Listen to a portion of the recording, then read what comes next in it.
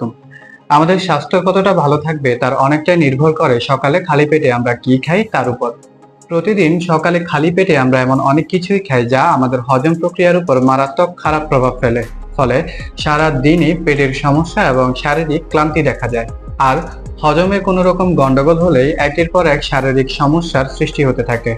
এমন কিছু খাবার রয়েছে যেগুলো কখনোই খালি পেটে খাওয়া উচিত নয়। সেই খাবারগুলো সম্পর্কে আমাদের প্রত্যেকেরই টুকটাক ধারণা রাখা উচিত। এই খাবারগুলো কেনই বা এড়িয়ে চলা উচিত সে সম্পর্কেও আমাদের জানা প্রয়োজন। তাহলে চলুন জেনে নেওয়া যাক কোন কোন খাবারগুলো সকালে খালি পেটে খাওয়া উচিত নয় এবং কেন খাওয়া উচিত নয়। চা ও কফি। কফিতে রয়েছে ক্যাফেইন যা পেটে অ্যাসিডের মাত্রা বাড়ায় এবং হরমোনাল প্রক্রিয়াকেও ক্ষতিগ্রস্ত করে। আর চায়ে রয়েছে উচ্চ মাত্রার অ্যাসিড যা খালি পেটে খেলে শরীরে গ্যাস্ট্রিক ও আলসারের মতো রোগের সৃষ্টি করে। সাইট্রাস ফল। সাইট্রিক অ্যাসিডযুক্ত বিভিন্ন ফল খালি পেটে খেলে অ্যাসিডিটির সমস্যা